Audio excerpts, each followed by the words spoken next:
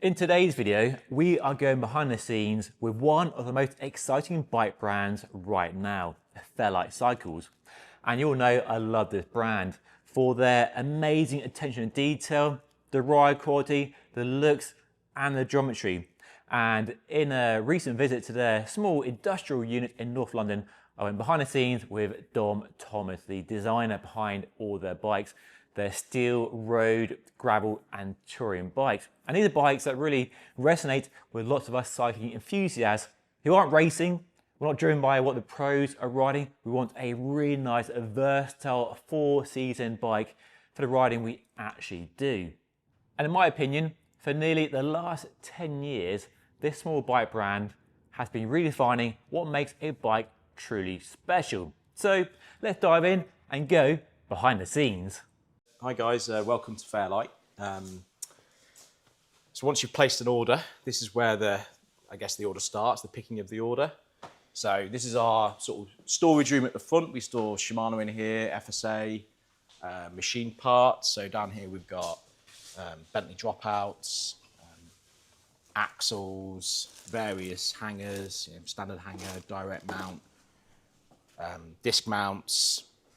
And over here we've got lots of Chris King, Hope, all different colours, everything in pick bins, King cages, dynamos, Shimano, spare parts.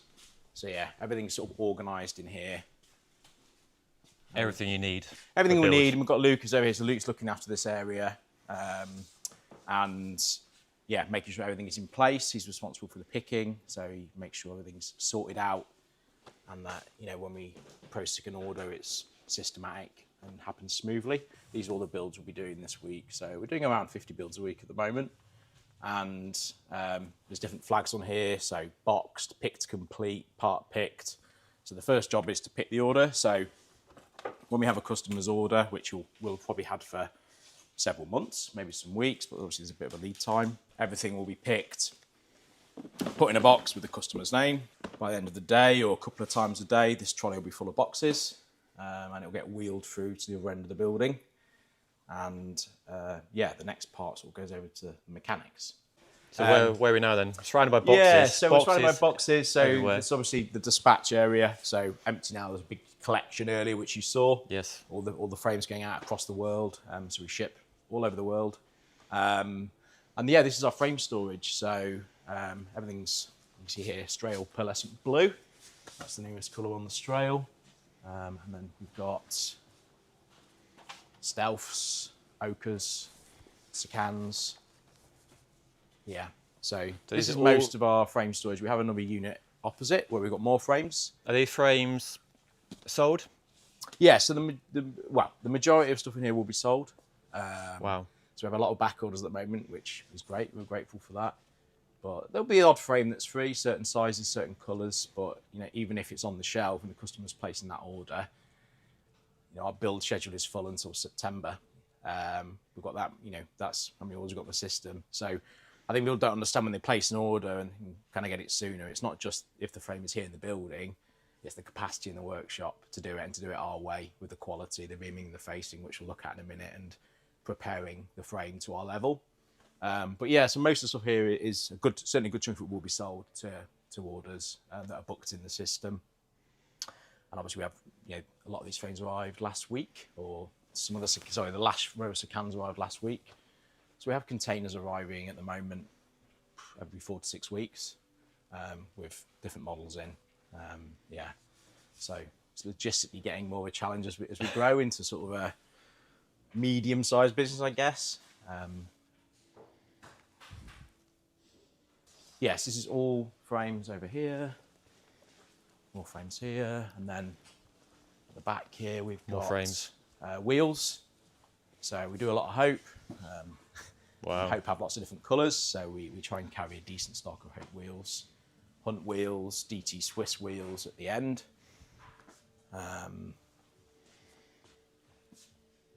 So yeah, I mean, it only takes to not have one part, and it can store things. Because we're always trying to get that balance between how much stock can we sit on. Yeah, trying to be nimble as well. So we have, Finn and John looking after that, doing a great job at sort of keeping us efficient. but it takes constant work to do that. So yeah, so if we go back through here. And who's this then? Who's this? This is Monty. Hi, Monty. Little Monty. Office dog. Office dog. Bruno as well. That's my office in here. This where the magic happens then, dog.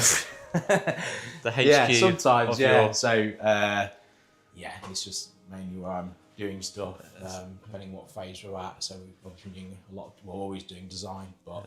Top tube graphics. Yeah, that's from the Sacan 3. Wow, that's some that's detailed the image. Holt 2. So that's some the circles or some final bits I was looking at. And that attention to detail.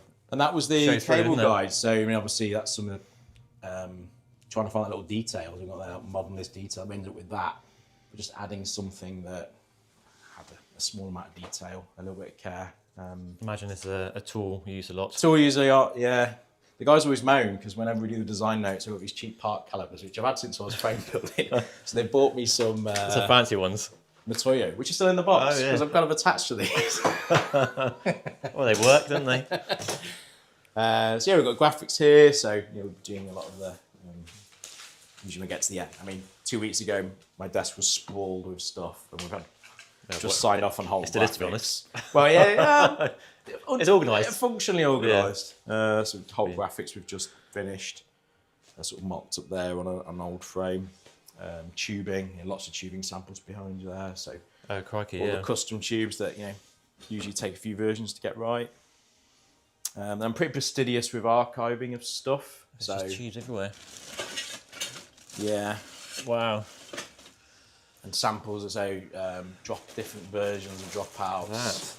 So if everything gets listed, archived. So if there's ever not an issue or something I want to look back on, I can grab a bag and I know that I've got a sample of a particular run. And colour samples as well. Paint samples. Yeah, so Do you use a RAW? it depends. And that particular colour is a RAL, but Pantone. Oh, so you're not beholden to any... Taiwanese paint code. So Yeah. it really depends. And a lot of the samples there are over Oh, that's nice. years and years. That's the moss that we do on the Farron and the Holt. Nice. Yeah. What's is there a colour over the years that's been the most popular since you launched all those years ago? One colour that stood out as I guess the most successful? probably a single colour we've sold the most, plum. Plum, okay, The yeah. iridescent plum. Yeah. That was sort of brought through as a limited edition, and we never really dropped it. It's been dropped on the Strail now. I still do it on the Sacan, Okay. and continues to sell pretty. I mean, it's not the best. The Desert's the best seller on Sacan. Yep. Strail is Stealth and Oak are both doing really well.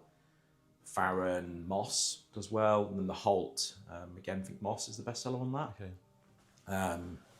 But it's cool. It's always subjective, so we're always trying to do something new. But yeah, it's then some colours will go away and maybe come back again. But yeah, the plum was probably overall volume over the years. We've done a lot of those. But yeah, it's sort of just about getting away for a bit now, and then we might bring it back in a few years or whatever. Drawings, various drawings, ideas, sketches. That's a... Stuff that I'm always so Wow. it's sort of organised, but yeah, tubing drawings that we're working on. Because at the end of the day, ultimately, when we release new products, we have to put a signature on, and that's our sign off. So nothing we do is off the shelf. Whether it's dropouts, tubing, cable guides, just about every small detail is designed in house. So one of the lessons I've certainly learned doesn't maybe come natural to me is this being diligent. Just check, and then sign off. So just that diligence, because obviously a lot rides on it in terms of investment or time more than anything. Yeah, obviously we work with great partners, Bentley, Reynolds, these people that we couldn't do without them. So yeah. Then we've got agreements, customer service, and Finn. So that's Finn does purchasing, and he's sort of the general, if you like. So he's linking up different parts of the business, keeping everything organised. So that's his dog, Bruno. Another office dog. Hello. And his schnozzle. You're a good boy, aren't you? So yeah, obviously we've got a lot of stuff out there now, so a lot of that falls on Finn to sort of manage all of that. And we've got Seb and David who are looking after customer service. When that order is placed, it's going through to here. David's uploading it onto the system, into the build slots, and then the customer has to confirm the order, and then it goes onto our back-end system, which is Deer. So in the front room, we saw Luke putting some boxes onto trolleys, or the trolley. Yeah. So they, I don't know, maybe 2 or 3 times a week, the trolley will be wheeled down to this side, and build boxes will be placed in this racking, these 2 racks here. So obviously we're sort of halfway through the week, so he's doing some more at the moment. The little ones are frames. So, frame set will typically have axles, dropouts, grommets, headset, seat clamp, which this customer isn't having. How many people are buying frame sets versus complete bikes? Is there? It's about 2/3 bikes, and 1/3 frames. So, we do offer obviously quite a lot of customization, and we're well priced, good value. Bikes are popular, but because it's a high-end steel frame, there's always that customer that want it their way. So, I think because the market we're in, the products you make, there's always going to be a demand for frame sets. And we understand that, we're all massively into it. We'd all probably do frame set builds ourselves because there's certain components we want. But yeah, we do, bikes is our sort of bread and butter, I guess. It's that, I say 2/3 of what we're putting out. But even if you buy a frame set, it's not off the shelf, it still goes through this process. Everything goes through the process. Being checked and prepared. Yeah, so there's no... You might think it just comes off the shelf in a box and... Yeah, I mean, obviously that I guess that in some ways that would make our life easier. We took an order and we did have a free frame in a certain size and a certain colour. We could just pick it, ship it, but that's not the way we do it. Every single frame is put in, it's reamed, it's faced, every bolt is greased, tapped, headset and seat clamp are fitted if they want it, which is most customers go for that. We don't charge for any of that. And yeah, it's just a tremendous level of care that goes into each one, so that when you get it out of the box, you can just sense that care straight away. This has been done to I don't take it to a shop. It's been done to a level, which is, that's the Fairlight level, and we've always done it like that. We know how important word of mouth, quality, care is for a brand like us, for our size, and just knowing that what we put out into the world, we've put a lot of attention into it. So being aware of those things, having in the back of your mind, because there's always these sort of danger of looking at a spreadsheet, we can save a bit here, save a bit there. Those are the really important things.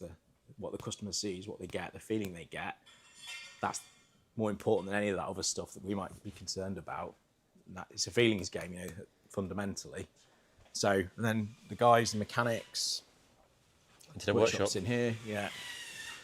How many mechanics in here then? So we've got 5. George is on his lunch. So we've got Bart, Janosch, who runs the workshop. Simon and Will. So 5 mechanics in here. And what they'll do is they will come onto the computer here. So this is the same system we had for you there. So a typical week of builds will be one that says picked complete. So if it's picked complete, it's in green, they know they can go and crack on with that build. They'll print off the build sheet. This was yours. Yours was Sakan with SRAM. But when they print that sheet off, it says the model, the colour, the frame size, but it's got the frame number on there. So sorry, it's the point of order, you are allocated a specific frame that is in production or in a future production. So the guys will take this sheet, they'll come through here, they'll get the customer's name, see yours has already been picked, Dave Arthur, and see if this was yours, Dave Arthur, go and find the frame number. So on the end of the box, we have the frame number. So we have a frame number and a fork number. So when these frames come in, Finn and Luke will scan the frames in. So one of them is the frame set number and the fork number. So they're linked together. Just for sort of, so we have that record on the system. Every customer, we don't just know the frame, we know the exact carbon fork, what batch it was from that goes to them. They'll go around, they'll find, they know what size and colour they're looking for, and then they'll find the frame number, pull it off the shelf, grab a build box, grab a pair of wheels. Obviously yours was wheels which we haven't got, but they maybe we hope with a purple hub. Grab a pair of those wheels, back into the workshop, and they will start the build. So yeah, obviously, as we did with your frame, reamed, faced. That's sort of an hour at the beginning of the process, is just preparing the frame. If it's a frame set, the headset, seat clamp will go on. And if it's a full bike, obviously, all the other parts will go on. That step's very important to you, isn't it? The preparing the frame, the reaming, and the facing. Yeah, I mean, definitely, it's just, like I say, it's just, there'll be first there'll be an inspection, and it's just getting that quality so that the customer hasn't got to do any of that stuff, and it just, it's very, we get emails all the time, customers saying, blown away by the quality of the frame set or the bike, because, we know what it's like when you get something nice out of a box, you notice it, and the care that went into it. And also, it's funny, it even surprises me when I'm designing it, you never get a sense of scale from a photograph. So you see a big dropout blown up in a lookbook, and then when you see it on an actual frame, you realise how small it is, or the plate and how it all goes together, and it's almost more, it is more impressive in real life than we could put in a photograph. And the shaping and the flattening, and I think as I've said to you before in a video, it's when you see a Fairlight, something in your head is saying it's a very, it's a functional product. There's so much going on with it in terms of the forming and the shaping and everything, and the CNC machining.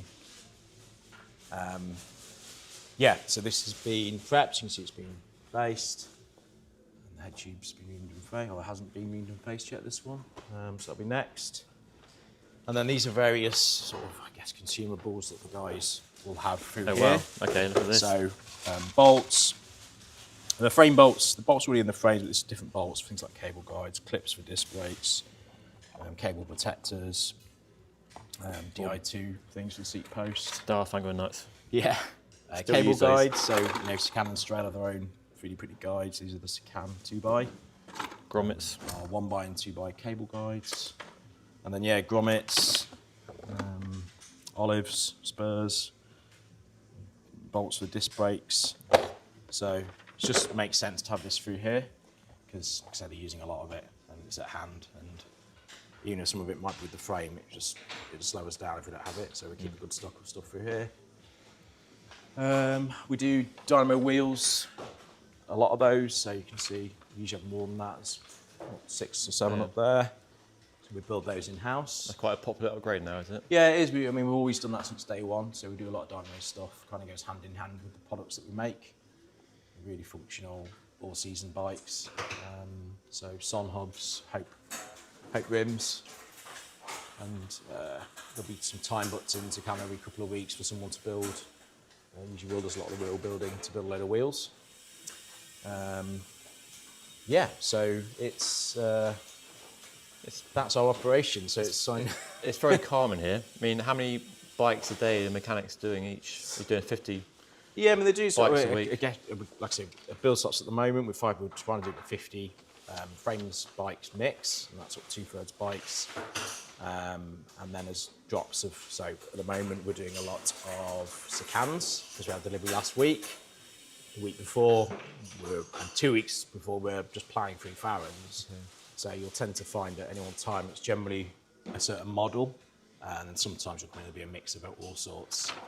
But it is calm. I think part of the calm is because obviously they know they're on camera. You're not camera shy. Yeah. So that's a nice bike over there, isn't it? That's all a about. lovely bike, yeah. Yeah. Very tidy. No, it looks great. Lots of cardboard packaging. So bike's built, put in a box. Yeah, so each mechanic is building from scratch. So every bike is done by a mechanic. So Barty built your bike from scratch, and if we were shipping that, obviously we're not. The next thing to be would be to get a box out. So you build a bike and then almost take it apart to. Yeah, so package it's fully built. Everything goes on, and front wheel comes off, the bar and stem come off, and the seat post comes out. A few little bits go in the box. Obviously, we bleed the brakes. You saw that earlier. Yes. Not bleed the brakes, bed in the brakes. Yes. We bleed the brakes as well. But so that just ensures that when the customer gets it, brakes are ready to go. So these are in boxes and has all the internal ribbing that we can send it overseas, which we do every day. And You are sending bikes around the world as well. America, Yeah, so Austria. you know, obviously UK is a good market for us, but we send a huge amount to the US, Germany, Austria, Australia, New Zealand, not as much, but we do. So we sell all over the world. We're a direct-to-consumer brand. Alex's race-winning Holt. Yeah, what's this quick sidebar on this? This is the Holt 2. It needs a wash. Well, it doesn't. We're trying to keep it as it was. So Alex McCormack, one of our sponsored riders, he won Hellenic mountain race on it 2 weeks ago. He'd already won Atlas, so he's got 2 out of the 3 mountain races this year. Wow. Silk Road still to go. But So it's the Holt version 3. Holt version 2. 2, sorry. So Holt 2. So this was literally pulled off production line. It's had no phosphate treatment, no ED coat, no paint. So the production frame then? It was a production frame, pulled off the line at the last moment. Within a week it was here and we built him up. You didn't try and paint it in that time then? No, because it was literally just pulled off and we thought, you know, we can blast it now and it'll be hung up or something as a trophy for that. Yeah. But yeah, and you know, he smashed it. He was happy with the bike then, no? He absolutely loved no it. issues, I mean, no he had mechanicals? a lot of input. So, you know, because of the nature of the products we make, a lot of them used for ultra racing, functional tools, we do rely on that input from our riders, especially for the Holt, because the guys are using it in, you know, extreme distances, demanding. And Alex, with the Holt 2, for example, he wanted a slightly steeper head angle, seat angle, so it's half a degree steeper. We increased the reach by 10 mil. He was adamant, along with James Hayden and Marion, that we didn't change the head angle. What's the head angle on the bike? So with a 110 fork, it's sagged, it'll be 67.5. Okay. 67 with a 120, and that's sagged, so not static. But, you know, it's a bike that's got to go long, up and down. So, and again, it's a tool. So, you know, we're not looking at trends, we're looking at trying to devise the best product we can for the intention, for the purpose. And yeah, he loved it. He, you know, sent some great messages to us, really saying, guys, thanks for buying. He felt good in it. He liked the change we've made, and like I say, he smashed the record by 17 hours. Not 17 hours? Yeah, not that that's all about that. It's about him. He's an amazing athlete, great mindset, and you know, really inspiring stuff. But he felt good on the bike. The bike helps. He had some input, and you know, that made him feel better. And there's a value to that. I do like this, the raw Yeah, it's nice, isn't it? finish. And it chucked it down, so there's obviously rust on it. Yeah, Yeah, but it's just surface rust. So yeah. actually, on every frame that comes out, so every frame is phosphate dipped. So the frame's, you know, it's good for life as long as you've got that coating there. It's going to last like a stainless steel frame would. It's never going to rust. Yeah. So we do that in every single frame. So, and then that's on the outside of the frame as well. And obviously the paint goes over the top. And we get asked a lot for raw frames. Can you do a raw frame? And even a raw frame with phosphate and a lacquer, obviously you can't ED coat it because it would go black and it doesn't look raw. Eventually, you're going to get little rust veins over 5 years maybe, and you know, people will be like, oh, I don't want that. So that's why we don't do a raw frame. I never heard of anybody requesting raw steel. Raw tie, obviously, is We get asked a raw lot. carbon, Because I think raw- maybe because the design notes, because it looks so Oh, okay. purposeful. Yes. And everything, you can kind of see the forming very clearly when it's raw, that people want that finish. And it does look great. And yeah, one of the mechanics has got a Bart who built your bike. He's got a Farron and a Sakan, older models he's done in raw. Okay. In a local paint shop, and he's happy with those. I mean, they might not last forever, or they will last forever, but you have maybe little streaks. So it's not something we do. We're just making sure every frame has got that protection. So it's going to be good for, you know, the life of the bike. But yeah, when the guys have boxed the frame or the bike, so That's here, the last destination this for is them. a boxed bike. So that's what it looks like when it's been boxed. So you've got a box here. So when the customer service guys will come out and put an invoice in here. Actually, no, Luke will do that. Put the invoice in here. Close the box. You've got your seat posts, spare spokes, Di2 parts. Then you've got the little labels here that Finn made to let you know that there's something you need to do, and that matches. A little thing here, which on the other side has the same stripes. Nice, so clever. you match the two together. Okay. And it just says this is what you need to make sure you plug your wire into the battery. That's cool. Dynamo grommets, carbon assembly paste. That's the knuckle off the mech, because this is all our Shimano bikes ship as direct mount. So we give the customer that back in case they want to use it on another bike that maybe hasn't got a direct mount housing in the future. So they get that brake pad. What would you call it? Like a Oh, spacer. a spacer if they want to transport the bike without the front wheel. And yeah, so it's covered in foam, and then everything, the bars go round, and we've got cardboard dividers that hold it in place. The bike is supported on both sides, the wheel fits in here, and you've got slots in the base for all these parts. And yeah, we can confidently and happily ship those all around the world, and they all arrive safely. Yeah, so that's what we do. We're just sort of very conscious of quality, consistency. It's really the core of how we've built the business. And we're up to a dozen people now, but we're still a small, medium-sized business, but we're just focused on the same things and trying to just do the best we can. And we've grown every year, and yeah, it's touch wood, it's going okay. But keep our feet on the ground. Manufacturing's really hard. You've got to be diligent. When issues arise, you've got to treat it as a challenge, not really get you down. Because it's really those sort of things that define you. You can easily say, oh, great, we had a good review, but actually celebrate that for a day. But the thing that really makes the difference is when a challenge occurs, that you can divert your energy towards that, and as a team come together and say, we're going to get through this because we know this is what's going to separate us. That is it. Some staff bikes, so not just Fairlight, various things. People like a lot. Everyone here's worked in the industry for pretty much their whole time. So we've got a Strail, an old titanium frame here. This is Janos's Holt he commutes on. Bart's Farron. Oh, a flat bar one. Flat bar Farron. Oh yeah, that's cool. With sort of different coloured anodised parts. How long has the company been going now? And what's the sort of the next step? What's the next? So the company's been destination? going since we were trading in 2016. So we'll be a decade old next year. Wow, that's flown by.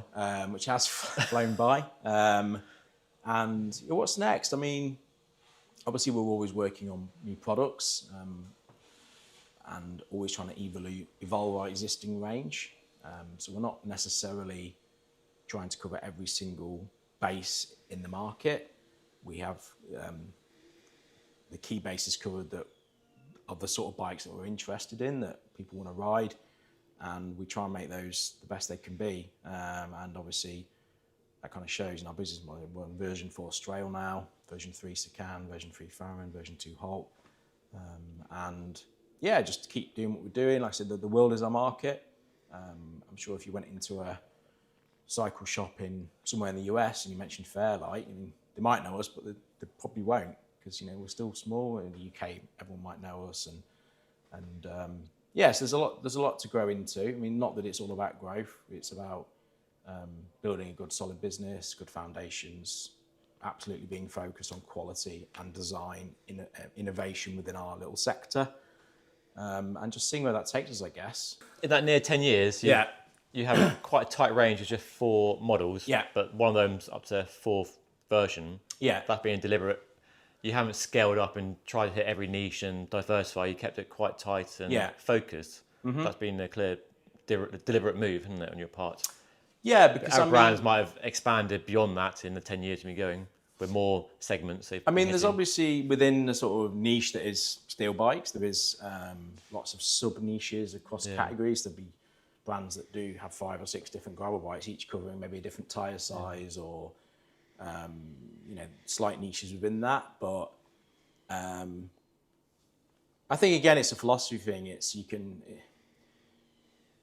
do lots of things and hit price points and try and cover every base, or you can focus put a lot of focus into a smaller range and try and make a few things that are hopefully class leading products that you believe in, that you put the work in, that are genuinely good products.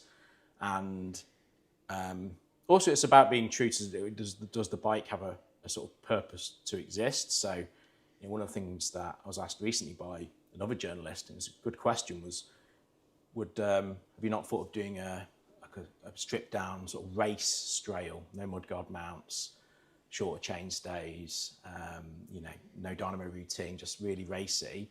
I've done those bikes in the past, like the Genesis project, the Volares that I did. And that would be interesting, but actually we're never going to be able to compete for a pure race bike versus a Tarmac or something, or Colnago, whereas the Strail as it exists has an absolute reason to exist as a product. The functionality that you're not getting on on many of those carbon bikes because they're going after a different market, and the minimalism and integration, where making tools that you can, fix it in the field, that designed for racing or practical use, and yet at the same time honing in on design, making it as light as we can, making it as compliant as we can, beautiful CNC machining.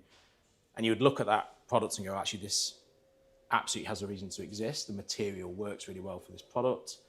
And you could probably say about all our products, they have a reason to exist. They can be compared against other materials. And I think that is part of why we've very fortunately had so many great reviews over the years, and where they are being compared to other bikes at other materials, other price points, and have come out in some cases like top, because the journalists can see this. I totally guess why this product exists. It is a niche material, but it has a reason to exist, and it's using the benefits of the material and everything. So that's also why the range is quite small. It's trying to make genuine products. Of course, there's other bikes we could do, but like I say, there's only so much time, there's only so much focus, and you have to sort of choose your horses. And our range, I'm sure, will get bigger over time, and maybe in a few years we'll have 6, 7, 8 bikes, I don't know. But we'll have to think very hard about what they are, why they exist, what we're trying to do with them, which of course we think about all the time, but yeah.